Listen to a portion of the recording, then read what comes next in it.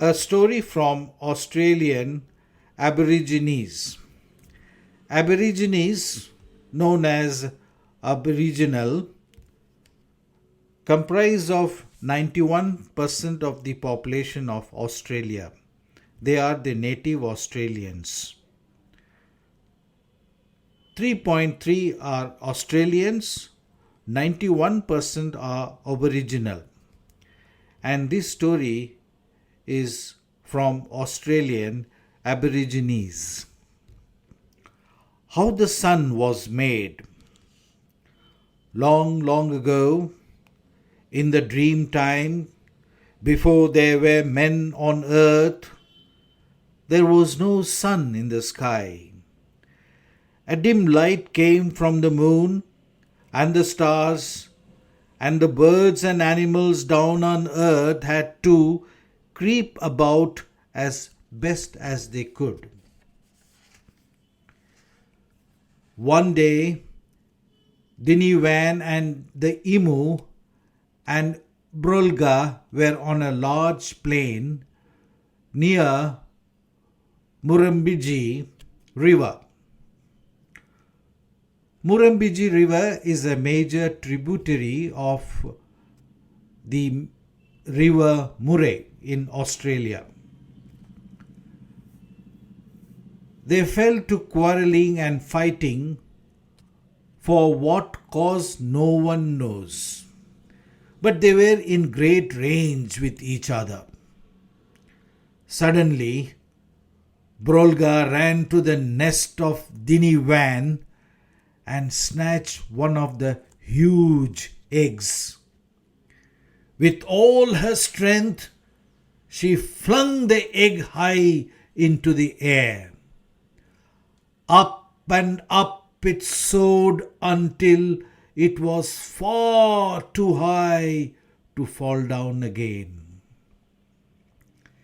Then it burst, and the yolk landed on a heap of firewood and set a light to it.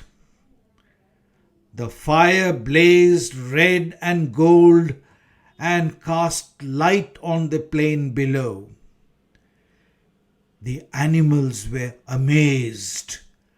Their eyes were dazzled and they were pleased. For the first time, they could clearly see the world about them.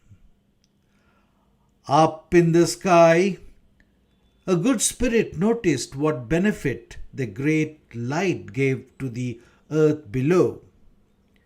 He decided that the fire should be kindled every day to light up the world and make the lives of the animals happier.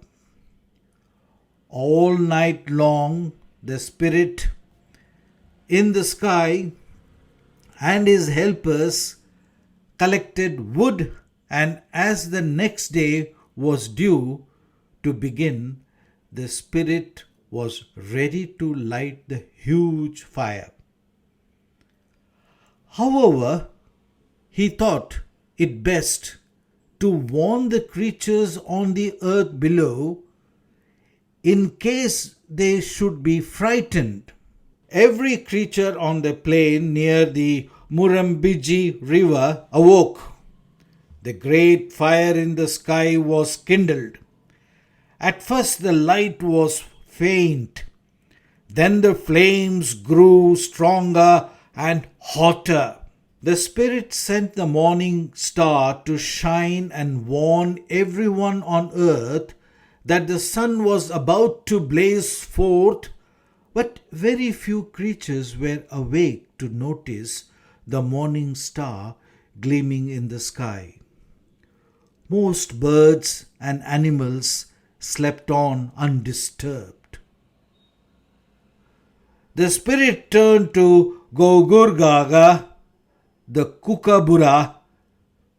Your loud braying laugh should rouse the soundest sleeper, said the spirit. Will you wake every morning as the morning star shines, But before the sun begins to burn, will you call with the full strength of your voice? Will you screech, Gogur Gaga?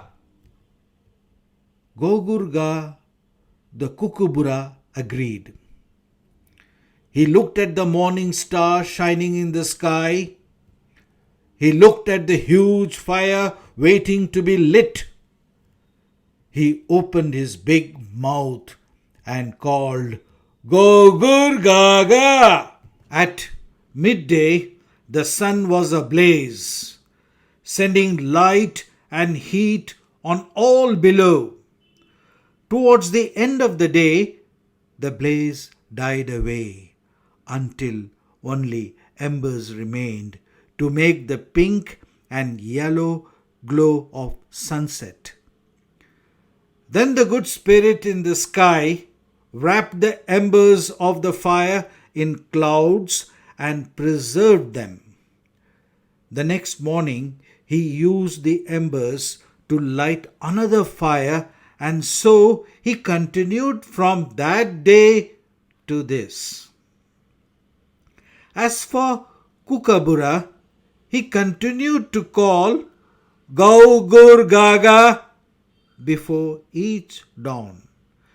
Children were forbidden to laugh at his big mouth and his strident cry.